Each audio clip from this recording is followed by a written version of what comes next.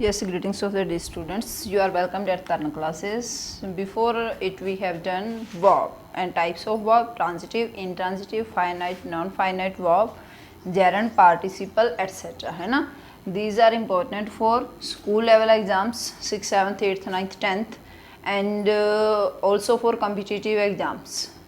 And today we are going to start voice with verb.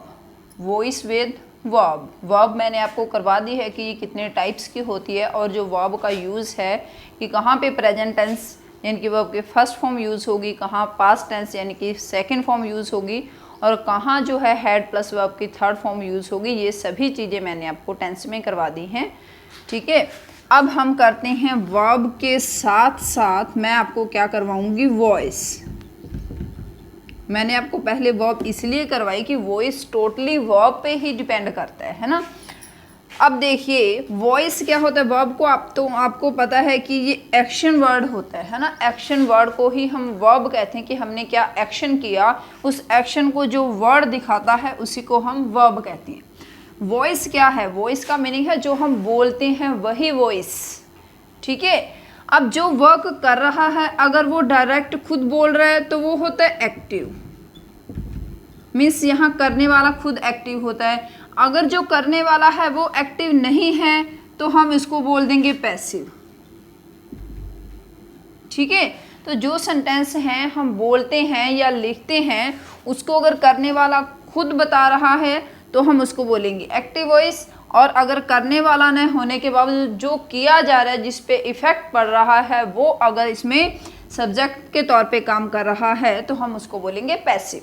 Passive means जो हम कहते हैं ना, ही इज़ पैसिव लिसनर. अब मैं बोल रही हूँ आप चुपचाप बैठे सुन रहे हो तो it means you are passive listener, है ना, कि आप कोई एक्शन नहीं कर रहे हो, सिर्फ लिसन कर रहे हो साइलेंटली. एक्टिव मीन्स जो खुद करने वाला होता है. यही फ़र्क है इन दोनों में. अब देखिए मैंने सपोज दैट मैंने आपको वर्ब के साथ साथ बताती जा रही हूँ कि कहीं आप कंफ्यूज न हो जाओ. वर्ब ही वॉइस के बदलने में और ना बदलने में हेल्प करती है. अगर मैंने आपको सेंटेंस से बताया रितु सिंग्स अ सॉन्ग. सबसे पहले तो हम क्या करें इसमें, देखो रितु सॉन्ग को गाने वाला कौन है, रितु है ना. तो रितु क्या है, जो करने वाला होता है वो खुद होता है सब्जेक्ट. एक्शन क्या हो रहा है, सिंगिंग का एक्शन हो रहा है, गाने का एक्शन हो रहा है. तो ये क्या हुई हमारी वर्ब, है ना.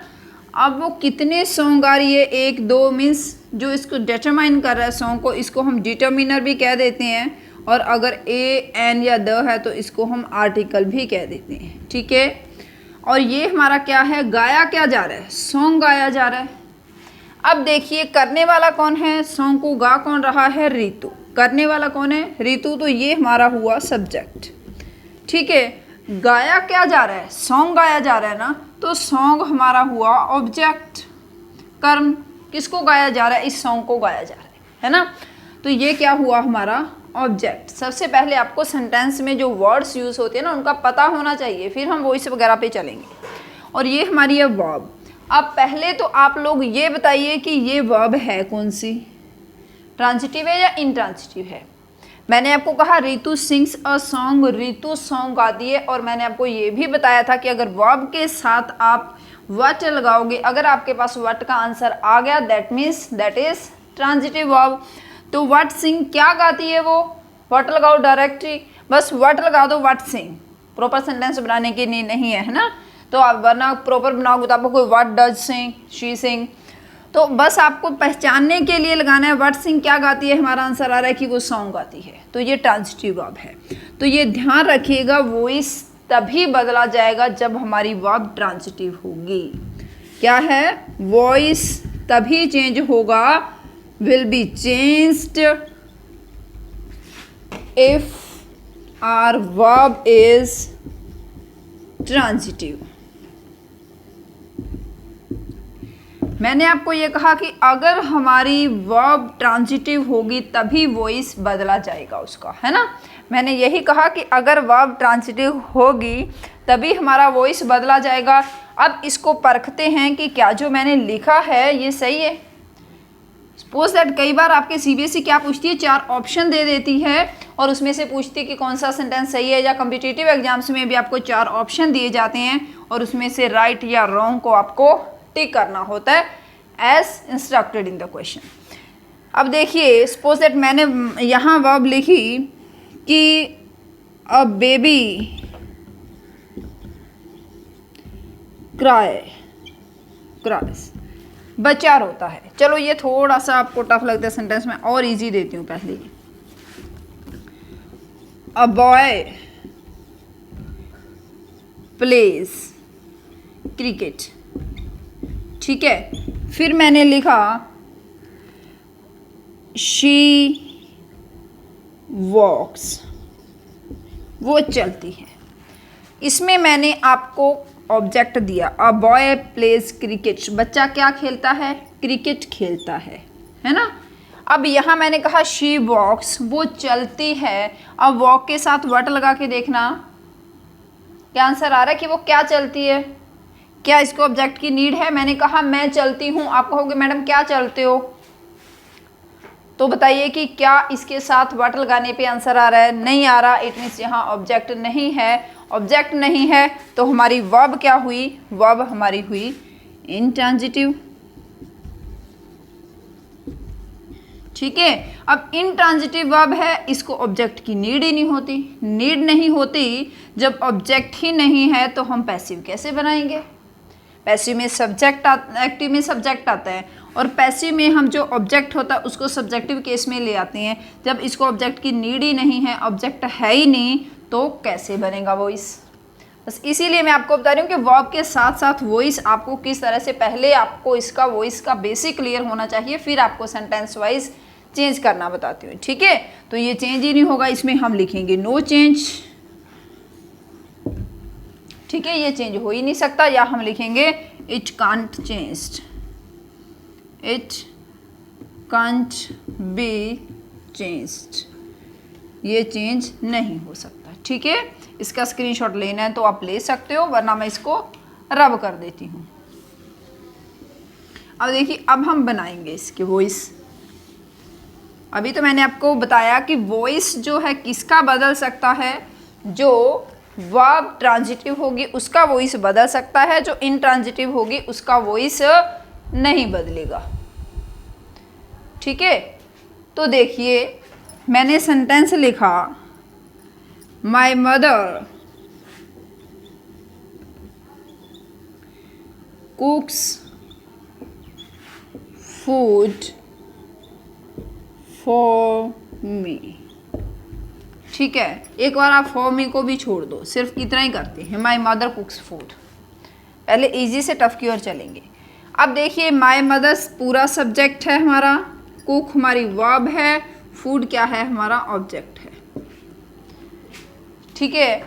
अब हम क्या करते हैं, जब हम एक्टिव से पैसिव बनाते हैं, क्या बनाते हैं, एक्टिव से एक्टिव टू पैसिव वॉइस बनाते हैं, तो जो ऑब्जेक्ट होता है ना उसको हम सब्जेक्टिव केस में ले आते हैं, मीन्स उसको सब्जेक्ट बना देते हैं, है ना। तो फूड जो है ये तो नाउन है, अब नाउन तो सेम ही रहेगी, प्रोनाउन अपना केस बदल लेता है, नाउन सेम रहती है तो हम लगाएंगे फूड, इसका हमने क्या बना दिया, सब्जेक्ट। तो हमारा पहला रूल क्या हुआ, ऑब्जेक्ट किस में चेंज हो जाएगा, सब्जेक्ट में, ठीक है। अब इसके साथ क्या आएगा, हमें अब टेंस देखना है, इसीलिए मैंने आपको पहले टेंस करवाए हैं, ठीक है। वरना अगर मैं पहले आपको वॉइस लेके बैठ जाती तो आपको टेंस का पता नहीं चलता। आपको पता है कि कुक्स वर्ब के फर्स्ट फॉर्म के साथ ऐसा लगा है, ये कौन से टेंस में आता है, प्रेजेंट टेंस में आता है ना। तो प्रेजेंट टेंस में हेल्पिंग वर्ब कौन सी यूज होती है, हेल्पिंग वर्ब यूज होती है प्रेजेंट टेंस में, कौन सी हेल्पिंग वर्ब यूज होती है, इज, एम या फिर आर, यही यूज होती है। और फूड सिंगुलर है तो इसके साथ आएगा इज, फूड इज। अब ध्यान रखिएगा हमेशा ही पैसिव वॉइस में क्या यूज होता है, पैसिव वॉइस में हमेशा वर्ब की थर्ड फॉर्म यूज होती है, जिसको हम पास्ट पार्टिसिपल बोल देते हैं, ठीक है। क्या बोल देती हैं, पास्ट पार्टिसिपल बोलती हैं। अब कुक की थर्ड फॉर्म क्या होगी, कुक्ड, कुक्ड, है ना। फूड इज कुक्ड, कौन पकाता है? मेरी मदर। तो कौन पका रहा है, किसके द्वारा पकाया जाता है? तो हम लगाएंगे बाय। बाय कौन कर रहा है? माय मदर, तो हम कहेंगे माय मदर। ठीक है, अब देखिए इसको मैं रब कर देती हूँ, ये तो मैंने आपको बता ही दिया है। जो भी बचा हुआ सेंटेंस होता है या कोई फ्रेज है, जैसे यहाँ प्रेपोजिशनल फ्रेज है फॉर मी, तो आप वैसे ही लिख दोगे फॉर मी। या आप ये भी बना सकते हो फूड इज कुक्ड, कुक्ड के बाद आप लगा दो for me by my mother. ये है ना, इजी है ना सेंटेंस। इसको चेंज करना, अब देखिए सब्जेक्ट ऑब्जेक्ट की जगह आ जाता है, ऑब्जेक्ट सब्जेक्ट की जगह आ जाता है।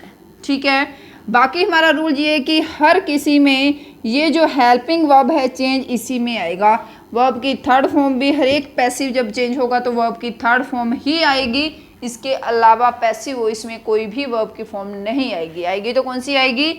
Third form. बाय जो करने वाला है डूअर, उससे पहले हमें बाय लगाना ही लगाना है हर हाल में, और बाकी सेंटेंस हमारा जो फ्रेजेस होते हैं वो सेम रहते हैं। मीन्स क्या कुछ चेंज करना होता है पैसिव में? सब्जेक्ट को ऑब्जेक्ट की जगह और ऑब्जेक्ट को सब्जेक्ट की जगह ले आना है ना। तो इसके बाद और क्या करना होता है? हमें वर्ब की थर्ड फॉर्म लगानी है हमेशा। हमें चेंज करना है तो क्या करना है? टेंस के अकॉर्डिंग सिर्फ हमें हेल्पिंग वर्ब चेंज करनी होती है। जो भी बाकी बचा हुआ प्रेपोजिशनल फ्रेज है या कोई एडजेक्टिव फ्रेज है या एडवर्ब फ्रेज है वो सेम रह जाता है। हमें चेंज सिर्फ क्या करना होता है? हमें हेल्पिंग वर्ब के बाद बाय भी हर किसी में लगाना होता है। सिर्फ इस हेल्पिंग वर्ब को थोड़ा ध्यान से देखना है। अगर तो ये प्रेजेंट की हेल्पिंग वर्ब है तो हम लोग यूज़ करेंगे इज, एम या आर का, और पास्ट है अगर टेंस हमारा तो हम यूज़ करेंगे वॉज या फिर वर। हैज़ हैव हैड में है तो उसी के साथ उनके साथ थर्ड फॉर्म बीन लगा के हम यूज़ कर लेंगे। ठीक है, अब देखिए मैं एक और सेंटेंस लिख रही हूँ। द टीचर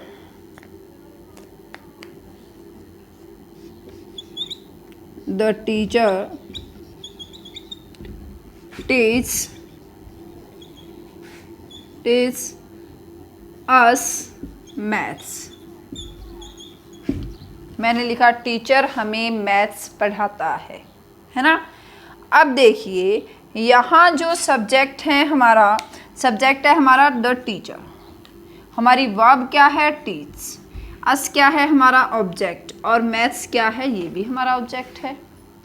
दो ऑब्जेक्ट आ गए यहाँ। जब दो ऑब्जेक्ट होंगे तो दो में से हम एक तो मेन सब्जेक्ट लेंगे और एक हम लेंगे डमी सब्जेक्ट। हालांकि हम दोनों से ही वॉइस चेंज कर सकते हैं, तो हम डमी सब्जेक्ट कौन सा लेंगे? जो लाइफलेस होगा इसको हम लेंगे मेन सब्जेक्ट, और जो लिविंग पर्सन होगा इसको हम लेंगे डमी सब्जेक्ट। कंफ्यूज मत होना इसमें, ठीक है। दोनों से ही आप एक्टिव वॉइस पैसिव वॉइस बना सकते हो, बट ध्यान रखिएगा जो मेन सब्जेक्ट बनाएंगे ना वो हम लेंगे लाइफलेस थिंग को, और लिविंग थिंग को हम लेंगे एज डमी सब्जेक्ट। किसमें? जब हम सब्जेक्ट बनाएंगे। अगर यहाँ की बात करें तो यहाँ ये डमी ऑब्जेक्ट है और यहाँ ये मेन ऑब्जेक्ट है। इतना ही है। उधर लेके जाएंगे तो ये सब्जेक्ट बन जाएंगे, यहाँ अपनी जगह पे ये क्या है? ऑब्जेक्ट है। अब मैं आपको दोनों से ही लेके बताती हूँ। जो नाउन है मैथ्स, इससे लेते हैं हम पहले देखो मैथ्स, इसकी शॉर्ट फॉर्म है, ये प्लूरल नहीं है बट, ठीक है। मैथ्स इज, अब यहाँ वर्ब की फर्स्ट फॉर्म है सिंगुलर, तो हम लगाएंगे is. Maths is teach, teach की थर्ड फॉर्म होती है टॉट। टॉट कौन पढ़ाता है? Bye the teacher. किसको पढ़ाता है? अस, हमें। अगर हम डमी जो ऑब्जेक्ट है इसका सब्जेक्ट बना रहे हैं तो हम जो लिविंग सब्जेक्ट है इससे पहले लगाएंगे टू। किसको पढ़ाता है? हमें, to us. Maths is teaching by the teacher to us, ठीक है। आप ये भी कह सकते हो maths is teaching to maths is taught to us by the teacher, ये भी लिख सकते हो, ठीक है। अब देखिए दूसरा हम बनाते हैं, दिखाई दे रहा है क्या बोर्ड आपको नीचे तक? ठीक है। दूसरा देखिए हम कैसे बनाते हैं। दूसरा जो डमी सब्जेक्ट है इसको लेके देखिए, देखो जो प्लूरल होता है ना आई का ऑब्जेक्ट बनता है मी, ठीक है। वी का ऑब्जेक्ट बनता है अस। ध्यान रखिए, अगर हमारे पास मी ऑब्जेक्ट है तो जब हम इसको सब्जेक्ट पैसिव में चेंज करेंगे, सब्जेक्ट बनाएंगे तो वो आई बन जाएगा, और अगर आई हमारा सब्जेक्ट है, इसको हम ऑब्जेक्ट में लेके जाएंगे तो मी बन जाएगा। इसी तरह से इनका भी रिवर्सिबल होता है। अब यहाँ है हमारा अस, तो हम अगर इसको सब्जेक्ट में लेके जाएंगे तो ये क्या बन जाएगा, ये बन जाएगा वी। और वी के साथ हमारी वर्ब के फर्स्ट फॉर्म है, मीन्स प्रेजेंट टेंस है, तो इज एम आर में से क्या लगेगा वी के साथ, वी के साथ प्लूरल है तो लगेगा आर, वी आर, है ना। तो टीज की थर्ड फॉर्म क्या आएगी, टॉट, वी आर टॉट। अब देखो बाय द टीचर लिख लो पहले चाहे तो, we are taught by the teacher, maths ऐसे लिख लो, चाहे फिर आप ऐसे लिखते हो we are taught maths by the teacher, इस तरह से लिख लो, ठीक है। दोनों में आप जैसे मर्जी कर सकते हो, बट ध्यान रखिएगा जो लिविंग पर्सन है उससे पहले अगर हमने नॉन लिविंग को सब्जेक्ट बना दिया तो पैसिव वॉइस में हमें इससे पहले टू प्रेपोजिशन का यूज़ करना होता है, ठीक है। अगर हम जो डमी ऑब्जेक्ट है उसी से ही सब्जेक्ट बना रहे हैं तो हमें क्या है, जो नॉन लिविंग थिंग है उससे पहले किसी तरह की कोई भी प्रेपोजिशन का यूज़ नहीं होता है। क्लियर?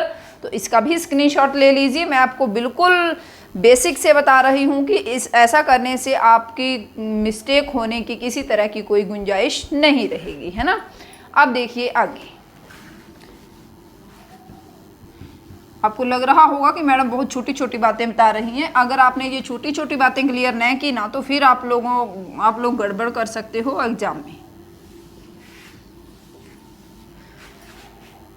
देखिए एक और तरह से एग्जामिनर आपसे किस तरह से मिस्टेक करवा सकता है, बी केयरफुल इन इट। अगर मैं कहूँ सीता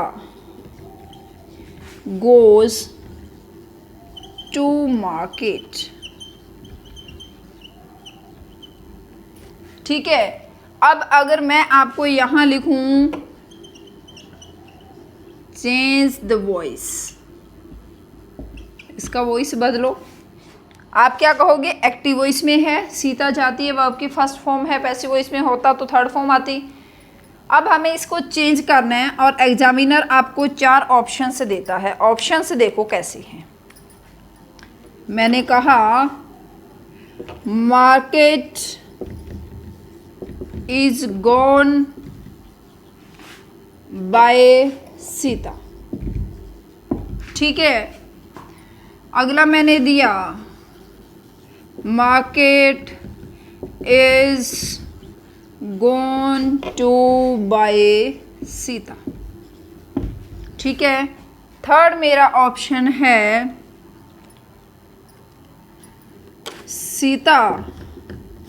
सीता नहीं,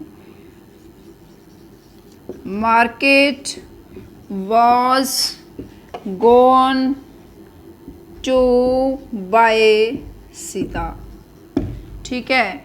और फोर्थ मैंने ऑप्शन दिया है नो पैसिव इज पॉसिबल,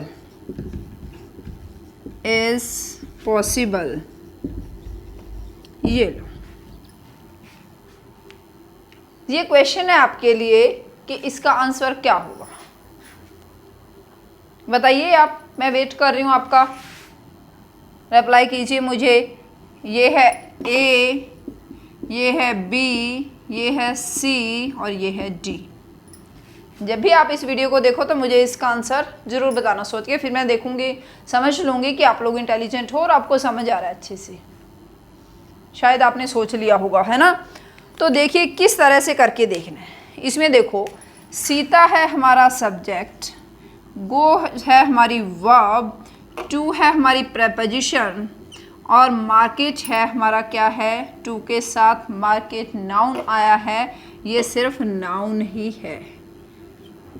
जब भी प्रेपोजिशन के बाद कोई नाउन आता है तो बेटा जी ध्यान रखिएगा, बहुत ज़्यादा केयरफुल रहिएगा, वो ऑब्जेक्ट तो नहीं होगा, ऑब्जेक्ट तो नहीं होगा। ऑब्जेक्ट जब भी आता है वो प्रेपोजिशन के साथ नहीं आता। ये बहुत बड़ी मिस्टेक करवाता है एग्जामिनर। दूसरी बात, अगर इससे भी आपको नहीं पता चले, सपोज दैट आपने मान लिया कि मार्केट ऑब्जेक्ट है। पहली बात तो देखो, ही गोज टू मार्केट, वो बाजार जाता है। क्या जाता है, मैंने यहाँ लिखा क्या जाता है, क्या का आंसर आता है व्हाट गो, आंसर आता है क्या जाता है, नहीं।